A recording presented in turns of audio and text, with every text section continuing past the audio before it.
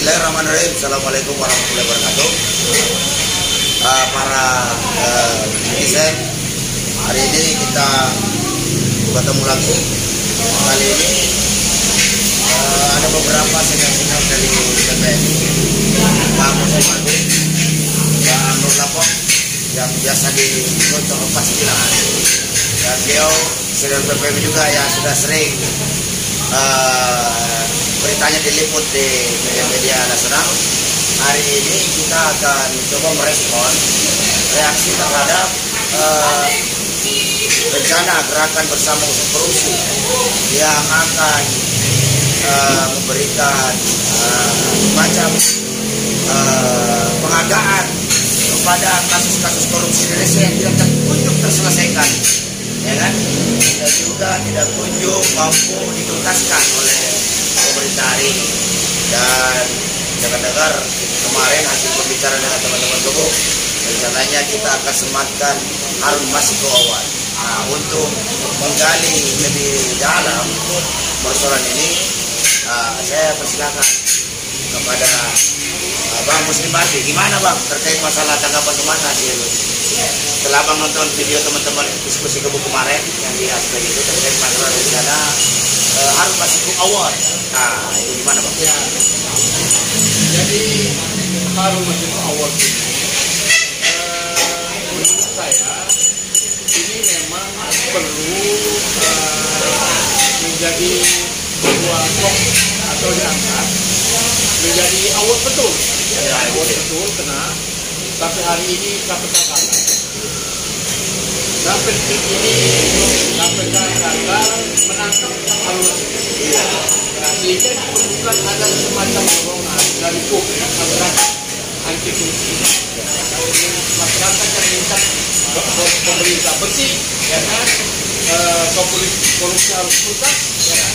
Dan KPK harus bekerja secara profesional tanpa pandang bulu, termasuk menangkap Harun Masiku. Sampai hari ini kan publik bertanya-tanya, Harun Masiku itu belum ketemu di mana? Jadi kayak maksud malu gak gitu Bang ya? Dibilang tidak ada, tapi ada pengakuan. Iya. Oh ada. Iya. Dibilang tidak ada, tapi ada. Dibilang ada, tapi di mana? Iya. Jadi karena ada dan tiada. Karena ada dan tiada. Aduh. Nah, jadi awal ini penting, ya kan? Dan ini adalah simbol dari pertanyaan besar masyarakat selama ini, ya kan? Apakah Harun Masiku sudah mati atau masih hidup? Kalau dia mati kemudian mana? Kalau masih hidup diungkap di mana? Jadi awal ini penting. Iya. Memang ada penting. Dia akan mengkilik-kilik para komite di KPK. Dia juga mengkilik-kilik partai-partai yang kira-kira selama ini kecurangan pemilu ya. Yang terpenting adalah kenapa Harun Masiku harus bersembunyi sejak lama? Sudah hampir berapa ratus kali? Sudah sampai tahun kedua, 2019 tahun kedua ya. Tapi pertanyaan besar, ada apa dengan Masiku? Ada apa yang Harun Masiku? Maka diperlukan award ini untuk mempertanyakan itu. Jadi award ini adalah wujud dari pertanyaan publik. Ada apa yang Harun Masiku dan Harun Masiku diumpet di mana? Dan kenapa lupa? Ya, sekaligus juga barangkali menjawab pertanyaan publik karena melihat pemerintah ini seperti tidak serius tuh. Kayaknya, ya kan, mulai dari KPK yang lama sampai sebelum Firly, sampai KPK Firly ini, KPK Firly ini berani dong. Jangan cuma menangkap yang sorong-sorong aja, OTT sana, OTT sini. Menjadi persoalan adalah sampai hari ini, baik dunia internasional maupun kita mempertanyaan tentang Harun Masiku ini terkait dengan hasil Pilpres 2019. Wow, berarti mungkin ya dugaan kita. Jika Harun Masiku ini muncul ke permukaan, maka hasil pemilu 2019 pasti dipertanyakan. Makanya dari situ ada indikasi terjadi kecurangan pemilu. Menyimpan pertanyaan. Nah, jadi semakin diumpetin, semakin orang bertanya ada apa yang terjadi. Kenapa Harun Masiku? Justru malah KPK hari ini dia mau ngomong Nah, malah dipecat. Nah, itulah menjadi persoalan. Ketika mereka 56 ya kan ASN itu, lalu kemudian sekarang konon ditanya ke Mabes Polri, itu urusan nanti. Tapi yang menjadi persoalan, kenapa 56 orang itu yang sudah begitu berprestasi, begitu profesional, dan mereka sudah berbuat maksimal untuk melakukan korupsi, dan di antara mereka itu ada yang tahu di mana hal ini berada, bersembunyi. Kalau bersembunyi berarti mungkin masih hidup, Pak. Hidup. Kecuali dimakamkan, itu pasti. Ya, karena ini bersembunyi berarti masih hidup, masih hidup. Nah, semakin penting maka akan menjadi pertanyaan besar, menjadi big question. Ya kan, ini menjadi the dark message.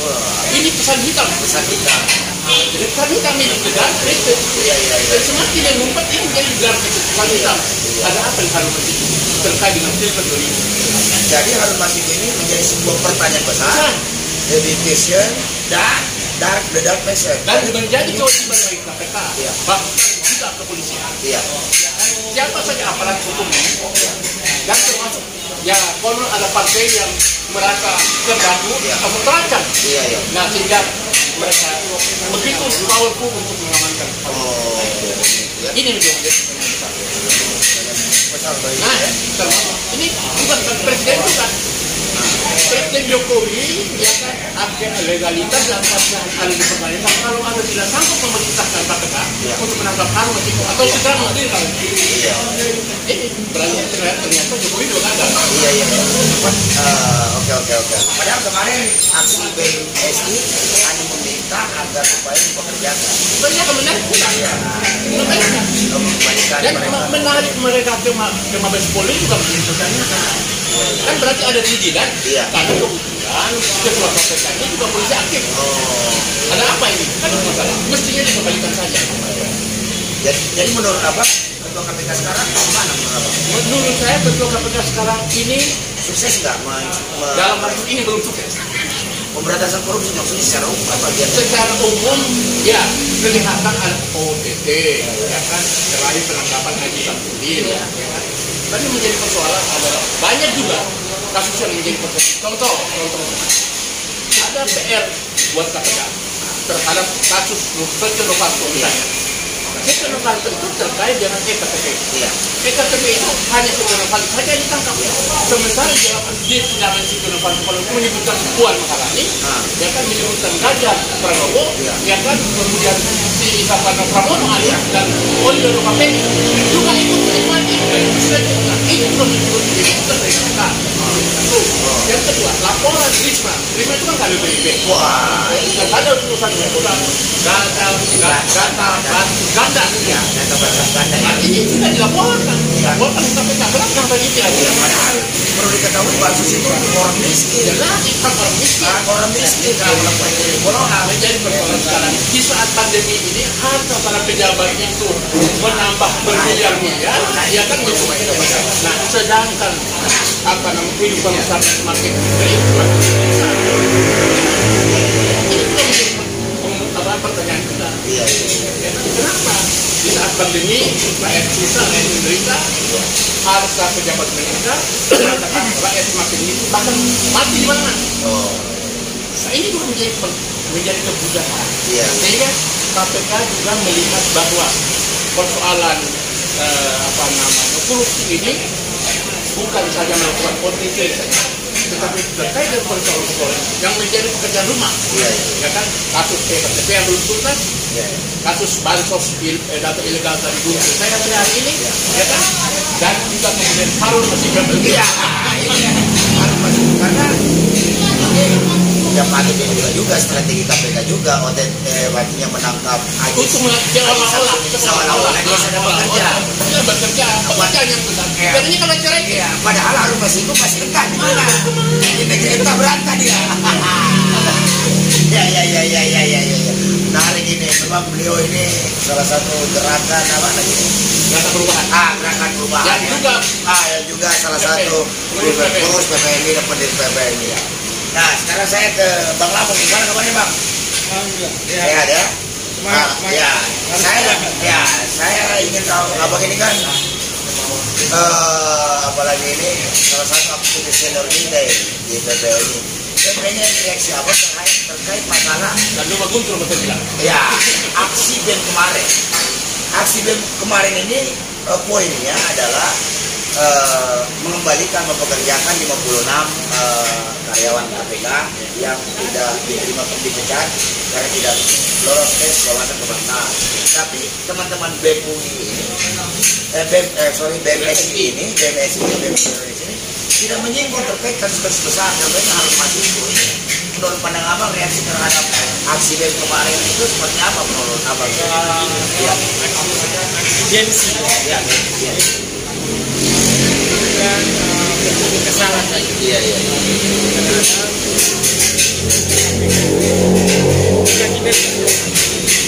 KPK yang diobok-obok. Jadi menurut abang KPK diobok-obok? Iya, itu kan sudah sejak era reformasi. Jadi KPK diobok-obok itu sejak mulai KPK menangkap orang. Sejak itulah dia mulai diobok-obok. Dan itu kan yang ditangkap itu kan politisi ya.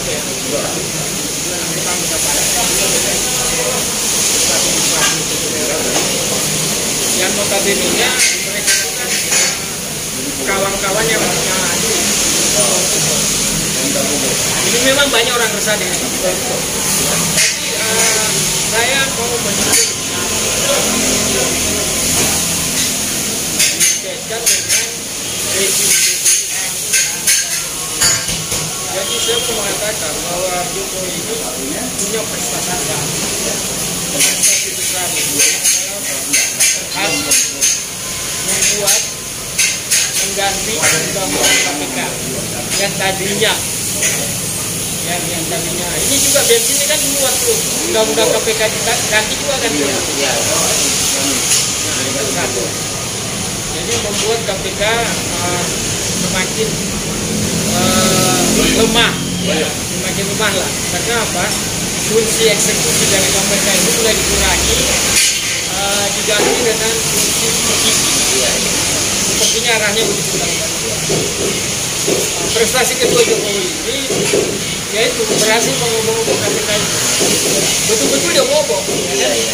Jadi orang-orang yang tadinya kita anggap seperti Novel Baswedan yang punya prestasi, ini tiba-tiba udahlah, ini turunan dari undang-undang yang baru. KPK formatnya modelnya harus orang-orang baru. Ini seperti itu.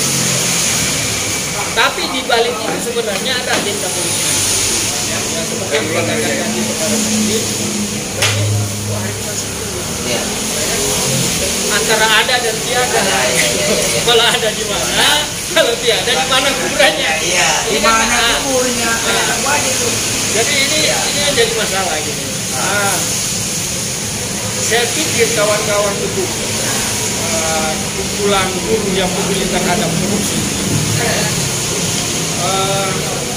ini langkah cerdas kalau dia membuat. Saya setuju, saya orang pertama itu. Cuma saya sarani dia datang setiap tanggal 9 Desember. Oh, ya pas hari korupsi sedunia. Oh iya, peringati Pak. Jadi dilaksanakan tanggal 9 Desember dalam rangka memperingati Hari Korupsi Sedunia. Iya. Nah, saya sarankan kita harus memberi uang kepada saudara Jokowi. Oh iya. Karena dengan prestasi Jokowi Yang luar biasa merevisi undang-undang KPK yang tadinya kita anggap sudah bagus, dengan undang-undang KPK yang baru, kan? Terus dalam pemerintahan Jokowi sudah terjadi KPK kasus penggantian berapa tadi 76 atau 56 yang menimbulkan kontroversial. Bukan saja di Indonesia, tapi dunia internasional juga melihat. Tapi Jokowi minta kemarin itu sempat bicara menyatakan bahwa minta kepada 56 orang ini untuk dipekerjakan kembali di KPK. Artinya hanya diberikan aja wawasan kebangsaan lah. Yang tidak dilaksanakan oleh. Tapi kan political will pemerintah itu tidak sekedar diucapkan. Dia punya kekuasaan. Dia seorang regulator. Dia bisa buat perpu atau perpu. Nah, itu bisa diucapkan. Jadi kita pertanyakan itu, kalau dia bilang begitu, apa buktinya? Apa ukurannya? Apa ukurannya? Iya. Kan? Kalau dia kembali, itu baru Berarti Jokowi apa dong? Jadi, iyalah. Itu nampaknya sudah lalu-lalu kan. Not accept, Kapolri. Nah, Not accept, Kapolri. Ya. jadi menurut saya itu pertama. Jadi ada Jokowi pertama harus kita berikan Karena prestasi luar biasa luar biasa tadi. melemahkan KPK melalui undang-undang. Melemahkan KPK melalui undang-undang. Kemudian ada kasus besar Luar biasa ya. yang mau ngobo-ngobo institusi KPK, ya kan? Legend pimpinan dia. Kesannya begitu ya. Jokowi diam. Iya. Ya kan? Jokowi diam. Terus yang kedua, Iya. kita harus juga memberi award Iya. kepada DPR. Kenapa DPR, Bang? Aduh, ini DPR lagi. DPR ini nggak bisa kita lihat dari rata-rata. Ini Indonesia bisa berbicara. Pusatnya korupsi ada. Tiap hari ada orang ditangkap ya. Tiap bulan ada. Kemarin tangkap lagi. Iya. Ada satu wakil yang DPR. Ini wakil DPR. DPR. Dia yang ketuk palu itu perlu diingat. Hasil Samsudin yang ketuk palu disahkannya undang Omnibus Law menjadi undang-undang cipta kerja itu dia. Jadi kita nggak usah bicara Iya. ya. Maksudnya mengingatkan aja para pemirsa. Kalau itu lain lagi. Itu lebih parah lagi. Iya. Parah lagi. Jadi parahnya Jokowi kita cukup bicara soal KPK saja ini. Iya. Bahwa dia punya prestasi. Iya. Karena dia punya prestasi, layak mendapat Harun Masiku Award. Berarti Harun Masiku ini memang simbol daripada kemenangan para koruptor paling kuat rakyat. Jadi ini juga seperti dibilang saudara ini untuk memberi reaksi, jadi memberi dukungan karena masyarakat tidak punya lagi kekuatan. Tadinya DPR bisa diharapkan untuk menjadi pilar demokrasinya rakyat, daulat demokrasinya rakyat. Sekarang tidak bisa lagi.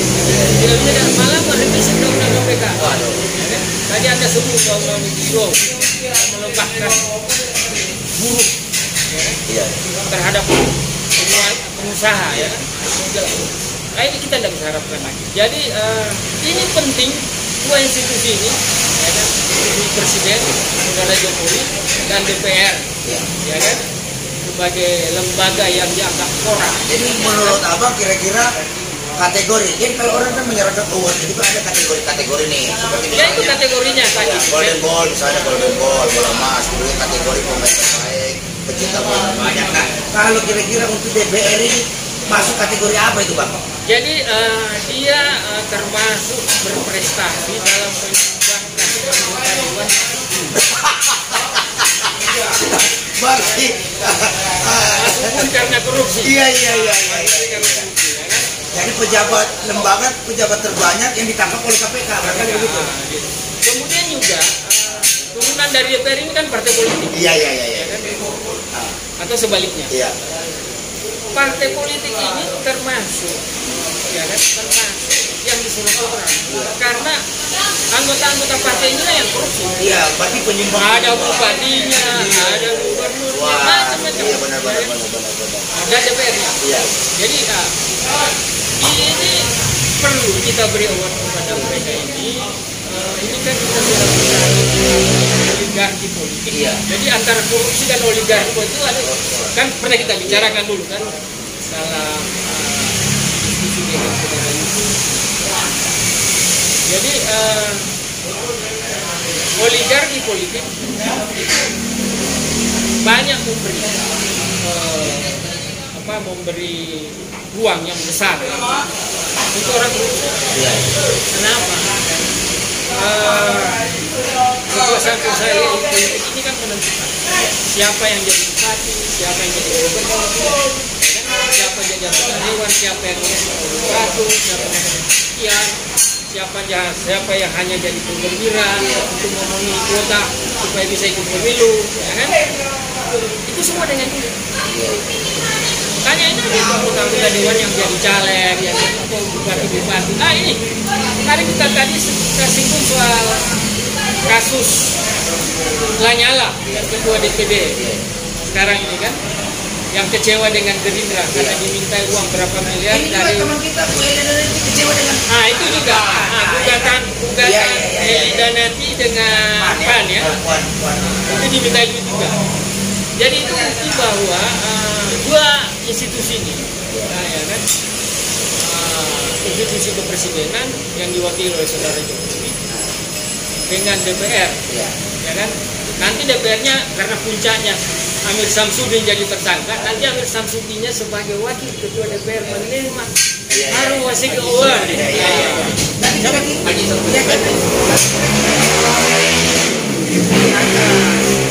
Haji Samsudin ini masih ada nggak ya?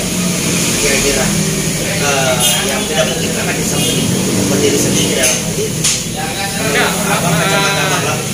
Jadi maksud saya begini, yang kita soroti pertama siapa yang paling banyak mengubah regulasi tentang korupsi, pelemahan korupsi ini yang tadinya kita harap, karena lembaga KPK itu kan dibentuk sebagai antitesis dari lembaga institusi penegak hukum yang lemah, lemah. Tapi dengan KPK ini malah semakin menjadi-jadi. Indeks korupsi kita juga tidak begitu baik, malah makin cenderung makin parah indeks korupsi. Jadi saya bilang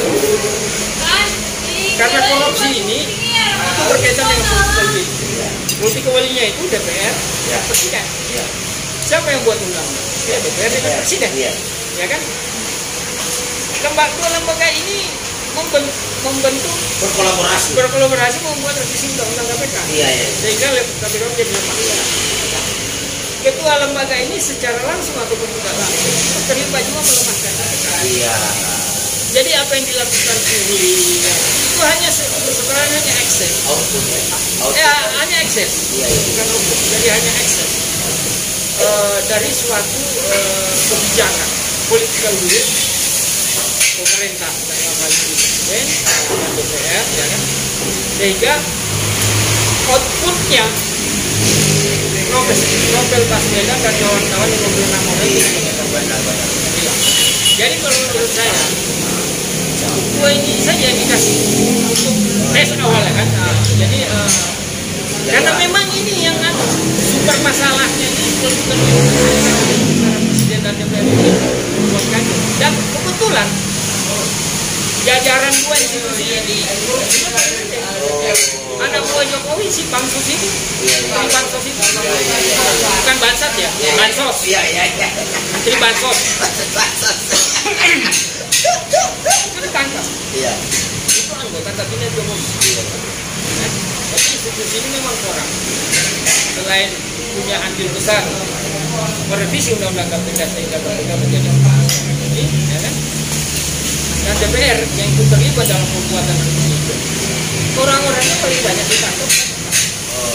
Jadi kita perlu suatu masyarakat, kan masyarakat ini sudah tidak umum, kan? Buktinya kawan-kawan buruh, wakil buruh kemarin buat diskusi tentang harum masih tua, itu kan luar biasa. Ada keresahan yang mereka tangkap, ya kan? Buruh semakin diperas dengan undang-undang itu, sementara bos-bos di atas bacakan habisin uang APBN. Memang sesuai data dari KPK sendiri loh yang merilis bahwa selama pandemi ini 70,3% ada kekayaan negara. Itu yang paling menyedihkan kan, seperti yang disampaikan Ibu Risma, ada 21 juta data itu bohong. Dan itu semua dicatat untuk jadi duit. Bisa aja kalau 21 juta kali sekian ratus ribu per bulan. Kalau ini kan kalau COVID ini kan sudah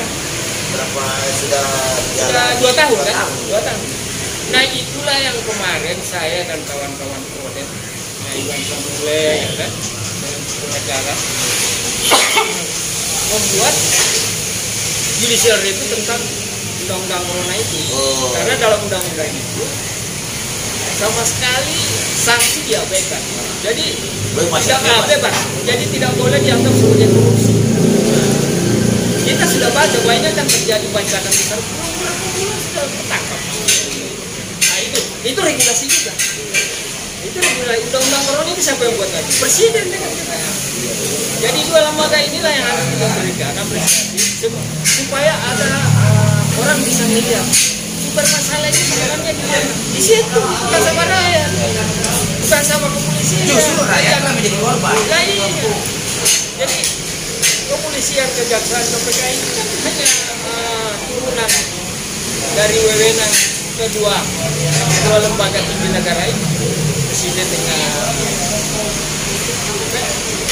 Jadi itu yang saya bilang. Jadi kalau mau berikan hari masih berat, karena ini pertama kalinya kan, Ya. 9 Desember nanti tahun ini, maka harus kita berikan kepada presiden dan dipercaya yang diwakili oleh saudara Jokowi dan DPR yang diwakili saudara Aziz yang ketangkap ini. Iya. Kan? Karena nanti kalau si itu atau mungkin juga bisa juga ketua DPR-nya Puan kan? Atau semua menjadi ketua dan wakil-wakil ketua kan? Ya itu jadi institusi.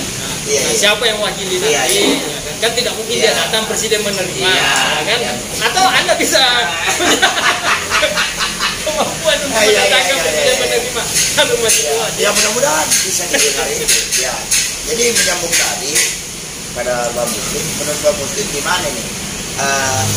Tadi nyambung dengan pembicaraan dari Bang Lampung tadi bahwa legislatif itu salah satu saran daripada maling uang rakyat yang diproduksi dari partai-partai politik yang ada ini.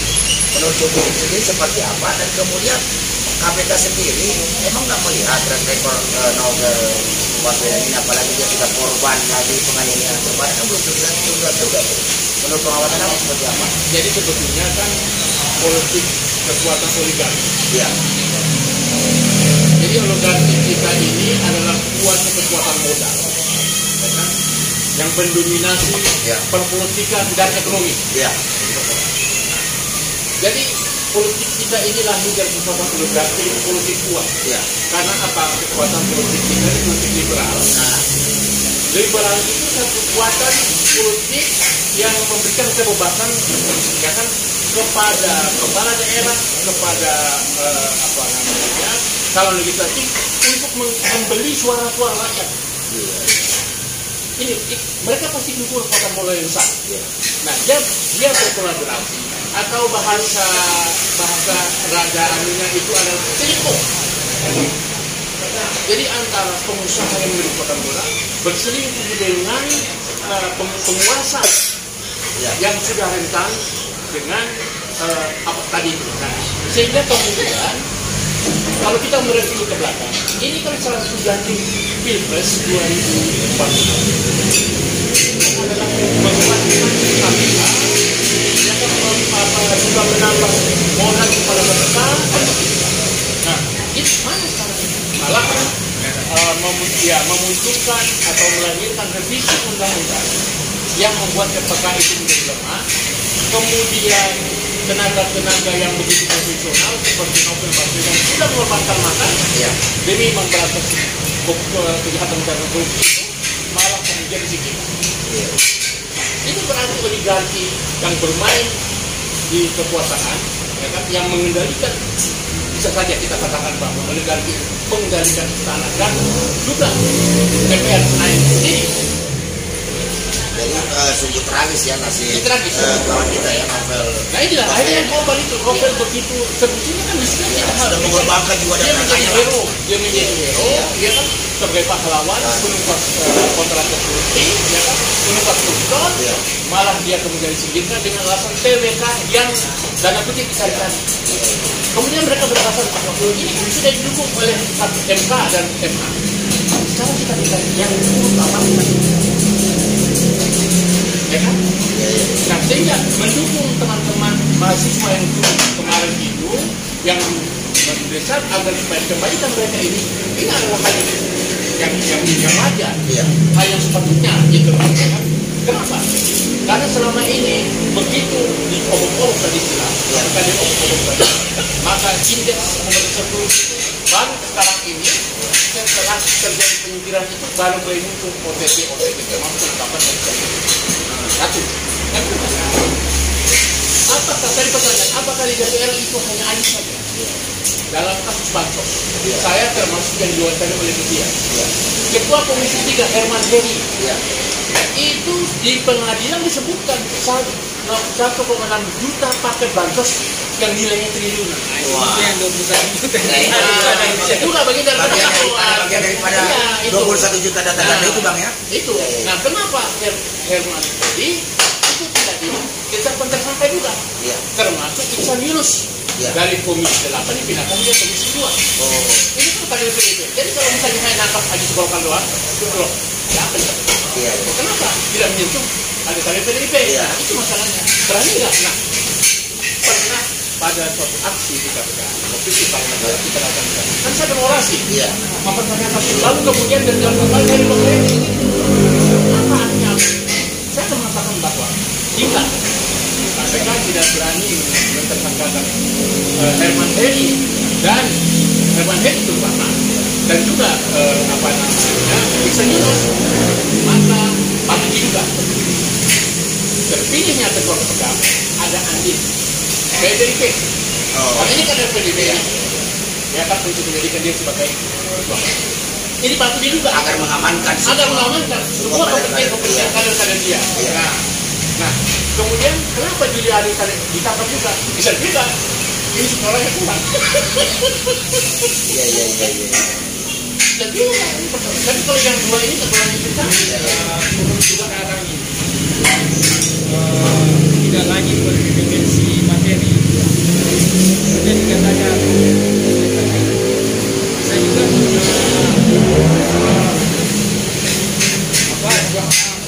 ini share. Saya kasih kamu ini, tapi tekniknya apa? Saya kasih kamu jadi bapaknya ketua KPK atau ketua apa gitu ya, ketua KPU. Nanti kamu bantu saya apa? Gitu. Apa?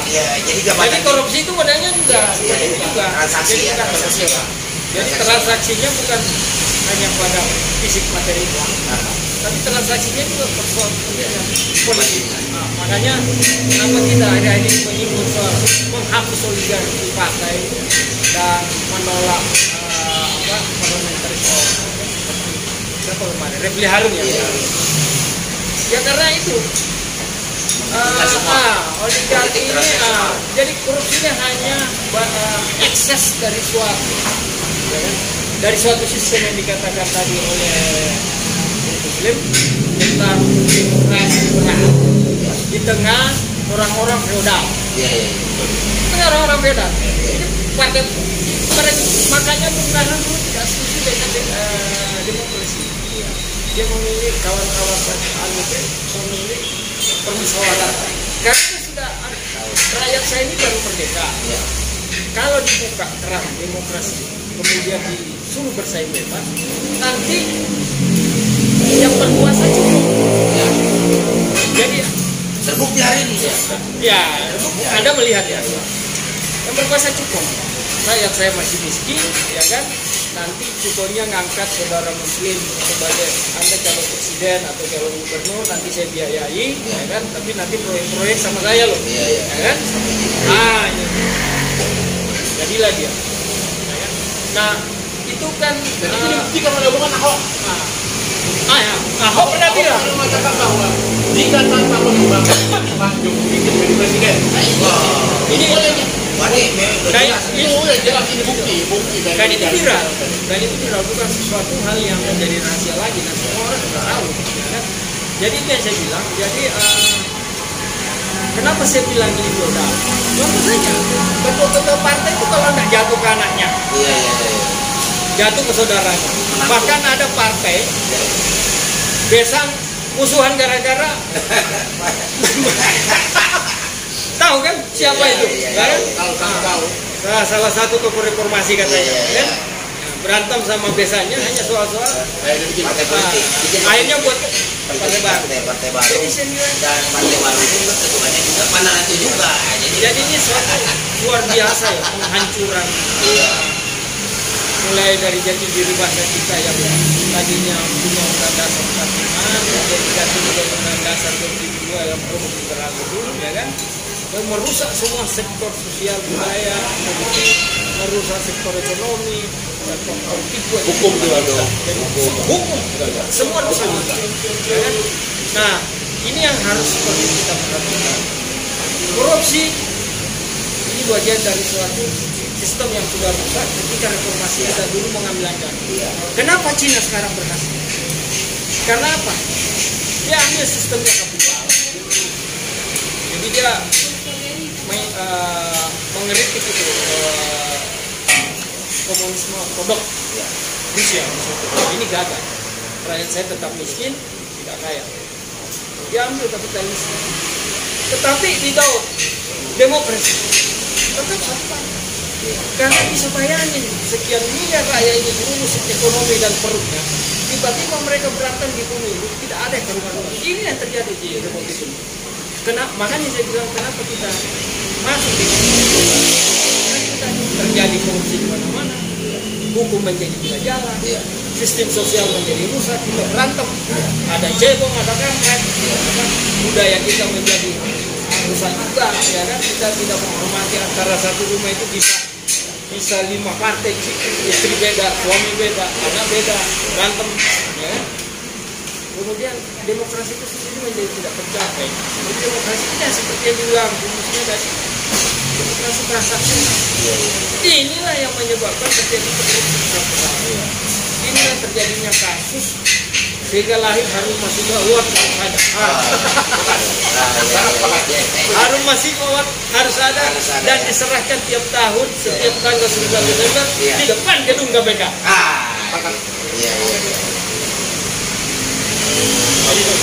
Jadi kesimpulannya bahwa di tengah calon maruf politik yang kita, undang-undang dasar yang diamankan ini yang sudah mendiskusi semuanya, itu mampu membuat maling-maling warna itu tumbuh-subur di mana-mana ya. Terjadi. Kalau kata Gus Dur, sekarang korupsi sudah di atas meja. Iya. Itu kan tanpa meja katanya. Transaksional sudah menjadi bukan lagi menjadi barang haram dan kemudian malah menjadi halal. Oh iya. Keniscayaan. Iya, keniscayaan. Nah, yang menurut Bang Muslim sekaligus closing statement seperti apa? Ya, jadi politik transaksional ini adalah buah daripada bercengkerangnya kekuatan oligarki yang menguasai negeri ini, yang mengendalikan politik dan ekonomi. Iya. Nah, sehingga seseorang apakah dia menjadi calon legislator atau calon kepala daerah ini tidak akan bisa. Makanya Anda dengar namanya, oh si calon bupati mau cari uang sekian ratus miliar jadi bupati. Atau si anggota dewan, baik DPR daerah maupun DPR pusat, dia harus mendapatkan uang sekian miliar atau sekian miliar. Jelas ini jelaskan bahwa politik transaksional ini jelas akan merusak dan akan menguntungkan segelintir orang. Nasionalisme, ya kan? Rakyat semakin menderita di tengah-tengah suasana pandemi, gaji atau pendapat para pejabat berubah. Jadi demokrasi dengan sistem yang kita lakukan ini hanya menguntungkan politisi partai, pemilik partai, polisi partai dan kelompok, dan cupongnya, para cupongnya. Jadi negara ini sedang diatur oleh para oligark politisi yang bekerja sama dengan pengendali. Ini yang merusak. Anda bisa lihat berapa persen rakyat yang memiliki tanah. Anda punya tanah berapa? Saya tidak punya tanah, cuma ukuran 98 meter. Sebagai presiden dulu. Iya, 98 meter bang. sudah punya tanah. Bingung orang rumah yang kontrak. Jadi ini satu contoh tanah saja. Tanah ini hanya segelintir orang menguasai 80% tanah di Indonesia. Demokrasi kita harus kita lakukan. Cuma depan ada diskusi dengan tema menghapus oligarki politik. Iya.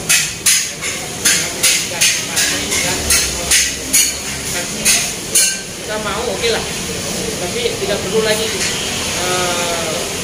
tidak perlu lagi seorang calon presiden ditentukan oleh partai. Iya.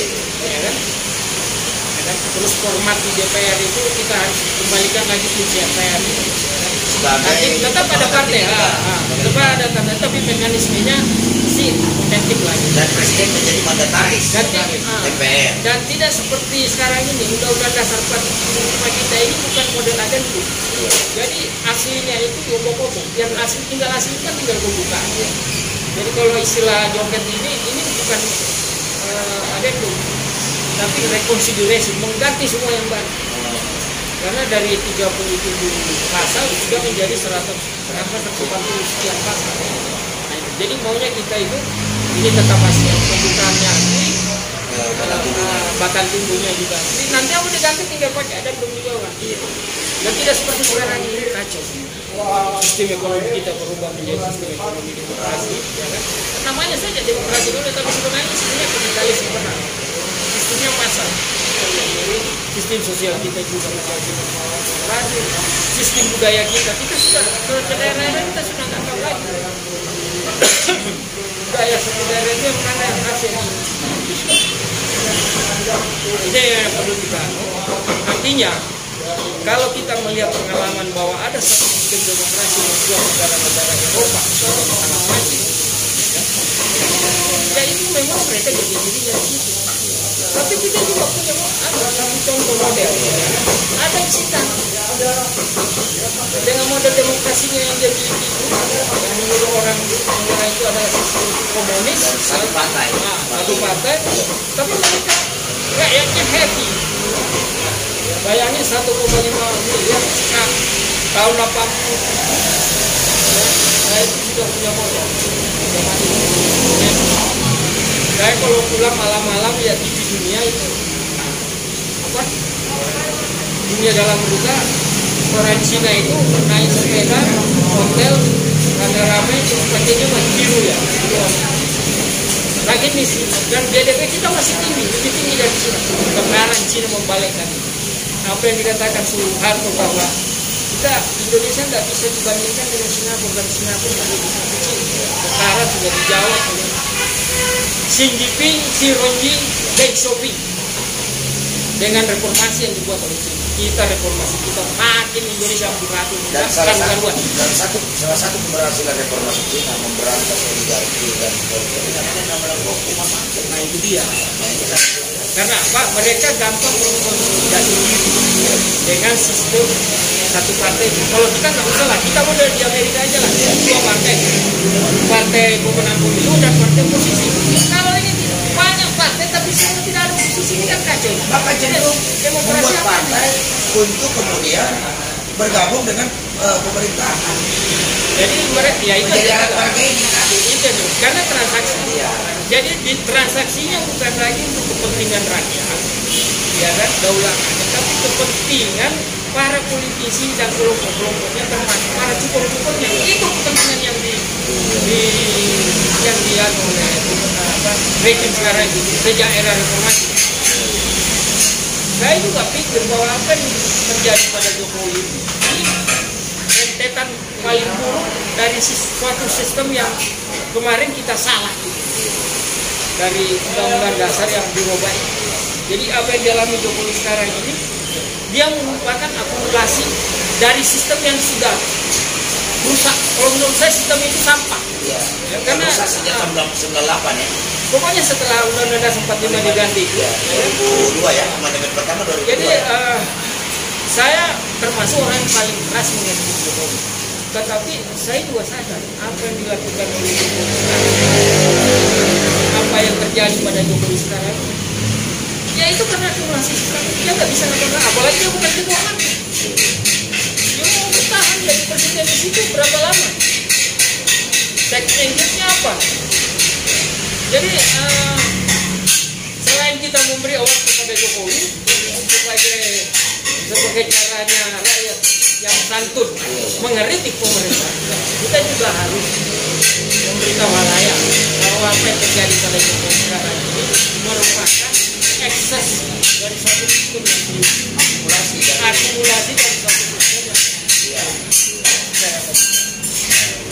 Oke, para netizen, demikian bincang-bincang kita terkait masalah ide Harun Masiku Awal. Jadi memang kondisi politik kita ini diwarnai dengan feodalisme, oligarki dan transaksional. Itu semakin masif terjadi sehingga menumbuh suburkan para paling-paling kuat rakyat ini sehingga menggerus seluruh kepentingan rakyat Indonesia. Nah, itu pun terjadi akibat daripada akumulasi dari kesalahan konstitusi kita sejak Undang-Undang Dasar 1945 di amandemen. Nah, untuk itu dalam forum kali ini kita memberikan edukasi kepada rakyat Indonesia agar supaya sadar secara politik, mengerti bahwa kedaulatan adalah di tangan rakyat. Demikian dari saya, sampai ketemu lagi. Assalamualaikum warahmatullahi wabarakatuh. Terima kasih kepada Pak Menteri. Hidup buruh, hidup rakyat. Allah Akbar.